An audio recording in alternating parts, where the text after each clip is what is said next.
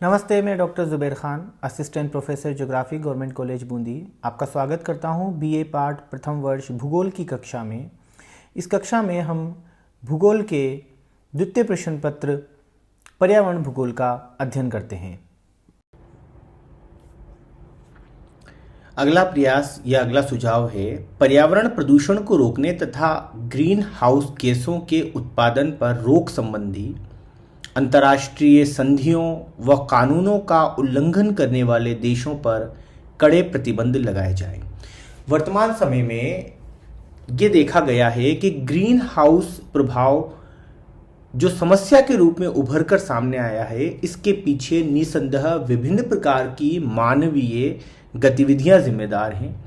ये औद्योगिक गतिविधियां हो या अन्य प्रकार की तकनीकी उन्नति हो, जिसके पीछे ऐसे संसाधनों का प्रयोग किया जा रहा है, ख़ास तौर से ऐसे पदार्थों का प्रयोग किया जा रहा है जिनसे निःसृत होने वाली गैसें और उत्पाद पर्यावरण में पहुंचकर प्रदूषण फैला रहे हैं। ये प्रदूषण विभिन्न रूपों में है, पर विशेष रूप से ग्रीन हाउस के लिए जो वृद्धि करता है प्रदूषण, वो वायु प्रदूषण है। विभिन्न प्रकार की मानवीय गतिविधियां, मानव के विकास के जो उद्योग हैं, उनकी गतिविधियां इस प्रकार के प्रदूषण को बढ़ा रही हैं। और वर्तमान समय में ये देखा गया है, जो विश्व के बड़े राष्ट्र हैं, जो उन्नत राष्ट्र हैं, जो औद्योगिक और तकनीकी रूप से विकसित राष्ट्र हैं, उनके द्वारा एक बड़े स्तर पर ग्रीन हाउस गैसेस का उत्पादन हो रहा है, विशेष रूप से कार्बन डाइऑक्साइड का। तो इन बड़े राष्ट्रों पर या ऐसे राष्ट्र जो अपने विकास की दौड़ में अंधाधुंध रूप से इस प्रकार के पर्यावरणीय संधियां जो कि अंतर्राष्ट्रीय स्तरों पर की जाती हैं, इस प्रकार के कानून जो बनाए जाते हैं जिससे कि ग्रीन हाउस गैसों के उत्सर्जन को नियंत्रित किया जा सके, उनका उल्लंघन करने वाले देशों पर कड़े प्रतिबंध लगाए जाएं और इन्हें कड़ाई से लागू किया जाए। वर्तमान समय में ऐसा देखा गया है, विश्व के जो बहुत बड़े राष्ट्र हैं, चाहे वो संयुक्त राष्ट्र अमेरिका हो, चाहे वो चाइना हो, ये विश्व के कई प्रभुत्वशाली राष्ट्र हैं, विकसित राष्ट्र हैं। औद्योगिक विकास यहाँ बहुत तेजी से हुआ है और वर्तमान समय में हो रहा है। ये राष्ट्र ग्रीन हाउस गैसेस के उत्पादन और उत्सर्जन के लिए अग्रणी राष्ट्रों में से हैं। इन्हीं के द्वारा विभिन्न प्रकार के समझौते संधियां की जाती हैं और यही राष्ट्र इस प्रकार के समझौते और संधियों को अपने विकास की दौड़ में तोड़ देते हैं, कहीं ये एक दूसरे से पिछड़ न जाएं। तो इस प्रकार ऐसे संगठनों का निर्माण होना चाहिए और ऐसे अंतर्राष्ट्रीय कानूनों और संधियों का निर्माण हो कि जो कि इन प्रभुत्वशाली और शक्तिशाली राष्ट्रों पर इन कानूनों को तोड़ने पर कार्रवाई कर सके। अगर ऐसा नहीं हुआ तो केवल सम्मेलन होते रहेंगे, संधियां होती रहेंगी, कानून बनते रहेंगे और ग्रीन हाउस की समस्या दिन प्रतिदिन बढ़ती रहेगी, जिसके परिणाम धीरे धीरे हमारे सामने आने लगे हैं। और ये परिणाम वे राष्ट्र भुगत रहे हैं जिनका ग्रीन हाउस गैसेस के उत्पादन में लगभग ना के बराबर का योगदान है, जैसे कई द्वीपीय राष्ट्र, कई समुद्र तटीय छोटे राष्ट्र, जिसके अंदर मैं उदाहरण देना चाह रहा हूं, जो कि भारत का एक पास का ही राष्ट्र है, मालदीव, जो कि कई छोटे छोटे द्वीपों से मिलकर बना है। आज मालदीव के लगभग 150 से 200 छोटे छोटे द्वीप ऐसे हैं जो कि जल प्लावन की समस्या से ग्रसित हैं, जबकि इस प्रकार के छोटे राष्ट्रों का ग्रीन हाउस उत्पादन में कोई बड़ा योगदान नहीं है। ग्रीन हाउस गैसों के दुष्प्रभाव तथा उनके उत्पादन में कमी लाने वाले उपायों के बारे में जन सामान्य में चेतना जागृत करनी चाहिए। वर्तमान समय में जैसा कि हम जानते हैं कि जो ग्रीन हाउस समस्या सामने आई है, ये मानवीय गतिविधियों के कारण आई है, मानव के अविवेकशील व्यवहार के कारण आई है। अपने लालच, अपने विकास, अपने सुख सुविधाओं की प्राप्ति के लिए मानव ने पर्यावरण की सीमाओं को लांघ दिया। मानव ने प्राकृतिक संसाधनों की क्षतिपूर्ति और भरण की क्षमता को लांघकर उनका दोहन किया, और दोहन नहीं अपितु शोषण किया। तो अब आवश्यकता इस बात की है कि जो भी पर्यावरणीय समस्याएं हमारे सामने आ रही हैं, उनको यदि हमें रोकना है, इन चुनौतियों का यदि हमें सामना करना है, तो प्रत्येक व्यक्ति को इसकी जिम्मेदारी उठानी पड़ेगी। इस समस्या को अपनी स्वयं की समस्या मानना पड़ेगा। केवल सरकारी स्तर पर किए जाने वाले प्रयासों से या अंतर्राष्ट्रीय स्तर पर की जाने वाली संधियों और कानूनों से इस प्रकार की समस्या का निदान व रोकथाम नहीं हो सकती, क्योंकि इस प्रकार की समस्याओं को उत्पन्न करने के लिए इस संसार का प्रत्येक व्यक्ति जिम्मेदार है और उत्तरदायी है। ये जिम्मेदारी उसे उठानी पड़ेगी, और जब वो ये जिम्मेदारी उठाएगा तभी इस समस्या के ऊपर कोई स्थायी रोक लगाई जा सकेगी और इसके होने वाली हानि को रोका जा सकेगा। और ये तथ्य, ये सुझाव तभी संभव हैं जब इस समस्या को एक जन चेतना के रूप में फैलाया जाए, जब जनमानस पे इस समस्या की भयावहता को बताया जाए और जनमानस में ऐसी चेतना जगाई जाए कि ये समस्या हमारे स्वयं के द्वारा उत्पन्न की गई है, जिसकी रोकथाम भी हमें करनी है, जिसका निवारण भी हमें करना है। इस प्रकार की समस्या के लिए हमें जन चेतना जगाना अति आवश्यक है।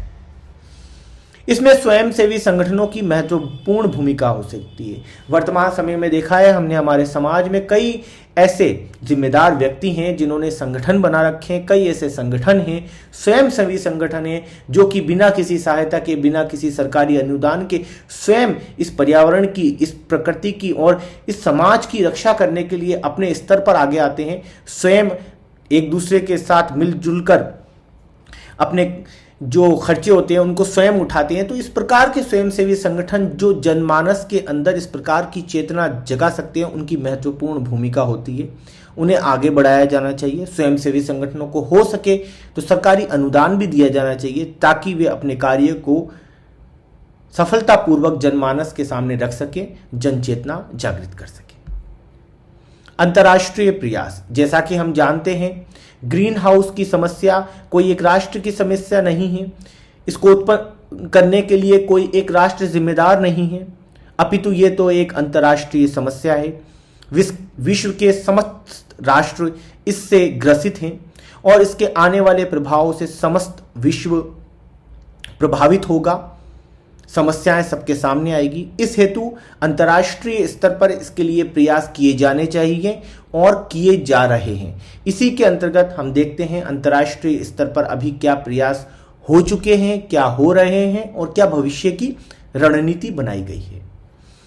पर्यावरण संरक्षण एवं चेतना की दिशा में अनेक अंतर्राष्ट्रीय संस्थाएं कार्यरत हैं। इनमें संयुक्त राष्ट्र संघ का पर्यावरणीय कार्यक्रम, यूनाइटेड नेशन एनवायरमेंटल प्रोग्राम, आधुनिक समाज की चुनौतियों से संबंधित कमेटी CCMS, विश्व वन्य जीव कोष वर्ल्ड वाइल्डलाइफ फंड, मानव एवं जीवमंडलीय कार्यक्रम मैन एंड बायोस्फीयर प्रोग्राम आदि प्रमुख हैं। ये अंतर्राष्ट्रीय स्तर के संगठन हैं, ये अंतर्राष्ट्रीय स्तर के प्रयास हैं जो विश्व के प्रत्येक राष्ट्र में कार्बन डाइऑक्साइड का जो उत्सर्जन हो रहा है और विभिन्न प्रकार की अन्य ग्रीन हाउस गैसेस का जो उत्सर्जन हो रहा है, पर्यावरण प्रदूषण फैल रहा है, या वन्य जीवों के लिए जो खतरे उत्पन्न हो रहे हैं जिससे बायोडाइवर्सिटी कम हो रही है, या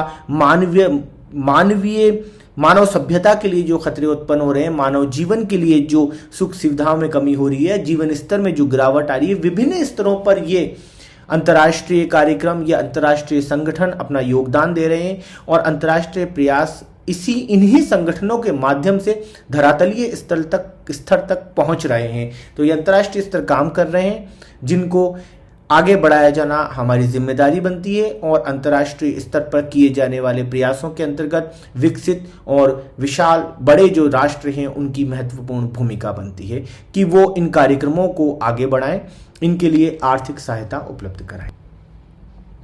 3 जून से 15 जून 1992 में रियो डी जेनेरो में हुआ पर्यावरण विषयक विश्व सम्मेलन विश्व पर्यावरण पर आसन संकट से निपटने की दिशा में अब तक का सबसे बड़ा सम्मेलन था। इसे रियो सम्मेलन के नाम से भी जाना जाता है। ये ब्राजील के रियो डी जेनेरो नगर में हुआ था।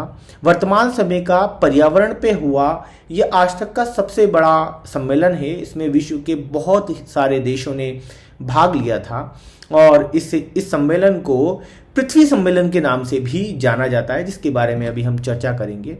इस सम्मेलन के अंतर्गत विभिन्न राष्ट्रों के प्रतिनिधि इकट्ठे हुए थे और वहां पर विभिन्न राष्ट्रों के प्रतिनिधियों ने पर्यावरण में जो वर्तमान समस्याएं आ रही हैं उनके लिए क्या अंतर्राष्ट्रीय प्रयास किए जाएं, क्या अंतर्राष्ट्रीय प्रयास किए जा रहे हैं उनकी समीक्षा की और आने वाले समय में अंतर्राष्ट्रीय प्रयास किए जाने चाहिए उनके लिए एजेंडा तैयार किया, उनके लिए पॉलिसी तैयार की, उस पर विचार विमर्श किया ताकि भविष्य में आने वाली इस प्रकार की पर्यावरणीय समस्या को रोका जा सके, जिससे होने वाली हानि जो कि हम जानते हैं कि भूमंडलीय स्तर की हानि है, ग्लोबल लेवल की हानि है, जिससे संसार का प्रत्येक राष्ट्र प्रत्येक व्यक्ति जूझेगा और जूझ रहा है। इसके ऊपर विचार विमर्श किया गया और आगे विभिन्न प्रकार की संधियां की गई, योजनाएं बनाई गई और कुछ टारगेट डिसाइड किए गए जिसकी समीक्षा का समय भी निर्धारित किया गया। पृथ्वी सम्मेलन के नाम से प्रसिद्ध इस सम्मेलन में सम्मिलित विश्व के अधिकांश देशों ने एक समझौते पर हस्ताक्षर किए जिसे रियो संधि के नाम से जाना गया। इस सम्मेलन के अंदर जितने भी राष्ट्र आए, इस सम्मेलन को पृथ्वी सम्मेलन के नाम से संबोधित किया गया। इस सम्मेलन में जितने भी राष्ट्रों के राष्ट्र प्रतिनिधियों ने भाग लिया, उन्होंने एक समझौते पर हस्ताक्षर किए। उस समझौते को रियो संधि के नाम से जाना गया। आगे जो उसका उल्लेख किया गया उसे रियो संधि के नाम से जाना गया। इसका मुख्य उद्देश्य वायुमंडल में ग्रीन हाउस गैसों के एकत्रीकरण को स्थिर करके जलवायु तंत्र में हो रहे हस्तक्षेप को रोकना था। अब ये जो सम्मेलन हुआ, इसका मूल जो तथ्य था, इसका जो मूल थीम था वो ये था कि वर्तमान समय में वायुमंडल में जो ग्रीन हाउस गैसों का एकत्रीकरण हो रहा है इसको स्थिर करना है, स्थिर करके जलवायु तंत्र में हो रहे हस्तक्षेप को रोकना है। क्योंकि हम जानते हैं कि वर्तमान समय में वायुमंडल में ग्रीन हाउस गैसों की मात्रा बढ़ती जा रही है, जिसके दुष्परिणाम स्वरूप संपूर्ण पृथ्वी के जलवायु तंत्र में परिवर्तन आ रहा है। विभिन्न पर्यावरणीय समस्याएं जैसे कि ग्लोबल वार्मिंग जैसी समस्या हमारे सामने आ रही है। ग्लोबल वार्मिंग को आप भली प्रकार से जानते हैं। पृथ्वी के औसत तापमान में वृद्धि के कारण जो समस्या उत्पन्न होती है वो ग्लोबल वार्मिंग है, जिसके विभिन्न दुष्परिणाम हैं। तो इस सम्मेलन में इन्हीं समस्याओं को रोकने की ओर विचार किया गया। समझौते में यह व्यवस्था की गई कि 2000 तक, सन 2000 तक, 1992 से 2000 तक, 8 साल बाद, सभी देश ग्रीन हाउस गैस उत्सर्जन को 1990 के स्तर पर ले आएंगे। ये बात की गई कि वर्तमान समय में जो 1992 में सम्मेलन हुआ तो ये लक्ष्य रखा गया कि सन 2000 तक आने वाले 8 सालों में ग्रीन हाउस गैसेस का जो उत्सर्जन है उसको कम करके 1990 के स्तर पर ले आएंगे। ऐसा नहीं होगा कि 1992 से 8 सालों में ग्रीन हाउस गैसेस का उत्सर्जन वर्तमान की तुलना में बढ़ जाएगा। वर्तमान से तात्पर्य 1992 की तुलना में बढ़ जाएगा, अपितु इसको 8 सालों में कम करके पीछे की ओर 1990 के स्तर पर लाया जाएगा। सम्मेलन में प्राकृतिक संसाधनों के अनियंत्रित शोषण, कार्बन डाइऑक्साइड की मात्रा में वृद्धि, न ओजोन परत का क्षरण, भूमंडलीय तापन में वृद्धि जैसी विभिन्न समस्याएं, जैव विविधता में कमी आदि ज्वलंत विषयों पर विचार विमर्श किया गया। इस सम्मेलन के अंदर जो मुख्य मुद्दे थे वो प्राकृतिक साधनों का जो वर्तमान समय में औद्योगिकरण हेतु, तकनीकी विकास हेतु निर्ममता से शोषण किया जा रहा है, वो कार्बन डाइऑक्साइड की मात्रा में वृद्धि, ओजोन परत का क्षरण होना अर्थात उसका पतला होना, ग्लोबल वार्मिंग भूमंडलीय तापन में वृद्धि, जैव विविधता में कमी आदि जो ज्वलंत मुद्दे हैं उनके ऊपर विचार विमर्श किया गया, उनके ऊपर बात की गई और इनसे बचने के लिए उपाय और जो सुझाव हैं वो रखे गए और विभिन्न प्रकार के कई मसौदे तैयार हुए, कई भविष्य की योजनाएं भी तैयार। 1997 में पृथ्वी सम्मेलन पुनर्विचार कॉन्फ्रेंस का आयोजन हुआ जो विश्व के वनों को बचाने या विकासशील देशों को नई सहायता देने के लक्ष्य पर बिना किसी स्पष्ट समझौते के समाप्त हो गई। अब हुआ क्या, 1992 में जो पृथ्वी सम्मेलन हुआ था जो कि ब्राजील के रियो डी जेनेरो नगर में हुआ था, जो कि आज तक का पर्यावरणीय समस्याओं पर हुआ सबसे बड़ा सम्मेलन था, उसमें कई राष्ट्रों ने भाग लिया, कई प्रकार के समझौते हुए, और जो उसमें सबसे बड़ा समझौता हुआ जिसके ऊपर सभी राष्ट्रों ने साइन किए थे, जिसे हमने बाद में रियो संधि के नाम से जाना, उन सब कार्यों के अंदर समझौतों में जो भी बातें तय हुई थी उसकी समीक्षा के लिए एक पुनर्विचार कॉन्फ्रेंस का आयोजन किया गया। पर इस कॉन्फ्रेंस के अंदर कुछ विवाद हो गए, कई मुद्दों पर राष्ट्र सहमत नहीं हुए और ये अनिर्णय के एक असफल कॉन्फ्रेंस के रूप में समाप्त हो गई। वास्तव में यहां पर हुआ क्या? विकसित देश नई विकास सहायता देने के अपने रियो वायदे पर कायम नहीं रहे तथा इससे पर्यावरण संरक्षण की प्रगति में कोई मदद नहीं मिली। अब हुआ यह कि वर्तमान समय में जो ग्रीन हाउस इफेक्ट हो रहा है, इसके लिए कुछ विकसित राष्ट्र, बड़े राष्ट्र कहा जाए कि संयुक्त राज्य अमेरिका और चाइना जैसे देश, ब्रिटेन जिसे हम यूनाइटेड किंगडम, यूके वाला जो पूरा क्षेत्र है, ये वास्तव में अपने आप में सबसे ज़्यादा ग्रीन हाउस गैसेस का उत्सर्जन कर रहे हैं। ये बड़े राष्ट्र हैं। अब इन राष्ट्रों के कारण ये समस्या उभर कर सामने आई, जबकि इनका परिणाम कौन भुगत रहा है? ग्रीन हाउस गैसेस का परिणाम ऐसे राष्ट्र, ऐसे द्वीपीय राष्ट्र या समुद्र तटीय राष्ट्र जिनका जो समुद्री जल स्तर ऊंचा उठने के कारण आज डूब रहे हैं, पर उनका ग्रीन हाउस गैसेस के उत्सर्जन में बहुत कम मात्रा है, वो लोग इसका परिणाम भुगत रहे हैं। तो ये बात कही गई कि भाई विकसित राष्ट्रों ने इस समस्या में अपना सबसे ज़्यादा योगदान दिया है, इसके लिए वो जिम्मेदार हैं, तो उनको इसके लिए सहायता देनी चाहिए। तब उन्होंने 1992 में इसके लिए हाँ भरी थी कि हम ऐसा करेंगे, आर्थिक सहायता भी देंगे, हमारे कार्बन डाइऑक्साइड के उत्सर्जन को 1990 के स्तर पर ले जाएंगे। पर हुआ ये कि उन्होंने ऐसा कुछ नहीं किया, वो अपने वादे से मुकर गए, वो पीछे हट गए। इस कारण पर्यावरण संरक्षण की प्रगति में कोई मदद नहीं मिल सकी और एक तरह से ये कॉन्फ्रेंस बिना किसी निर्णय के समाप्त हो गई।